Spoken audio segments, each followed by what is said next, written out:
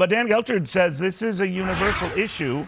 He's got some ideas. He's an accountant by training. I'm not saying that Dan is cheap, but he just watches where his pennies go. And as a result, he's very successful, very rich today, and doesn't share it with anyone.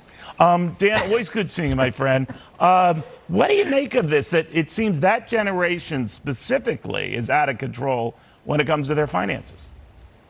You know, Neil, this generation has a tendency to get bashed by us, let's say, more mature people. But you want to know something, Neil? This is our fault. Why? Because we've enabled this behavior. You're right. This devil-may-care attitude that they have, you know, they live home for a longer period of time, they rent instead of buy, they have advanced degrees, but they have a ton of student debt, averages $29,000 of student debt per person. They have a tendency to job up. Credit cards are building up. But you know what? I go back to, we have enabled this type of behavior. Why?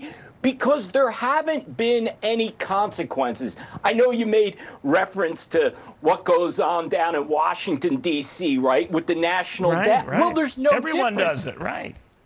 Well, we keep running up the credit card. Well, if we never really have to pay it, then what's the difference? And you know what, Neil? Maybe we have it wrong. You know, we were saving instead of going on vacation, and they're going on vacations. Well, but we're products, Dan.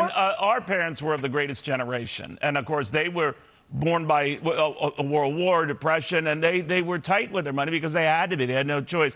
That filtered down to boomers, who I guess are told to be the most contemptible generation. As a boomer, that bothers me.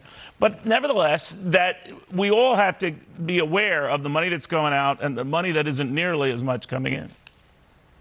We absolutely do. Listen, at some point, Neil, you have to pay the piper. And until that day happens, you can keep warning people. But if it keeps going on and on, then again, there's no consequences. The behavior doesn't stop. Well, you give up. Many of them have given up, right? They said, I can't ever afford a home. I'll never pay off these college loans. And they give up. Maybe that's what's being happened.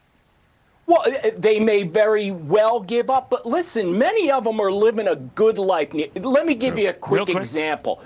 Not too long ago, my doorbell rings. It's after midnight.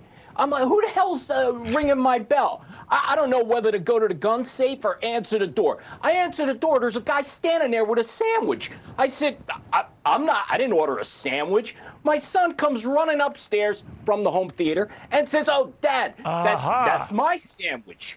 Okay. Now, we have a tray of baked ziti in the fridge, and he's paying for that? Yeah, well, I can kind of empathize with him. Dan, great job. And you're right. It's now ingrained in all of us. Food for thought. Fox continues.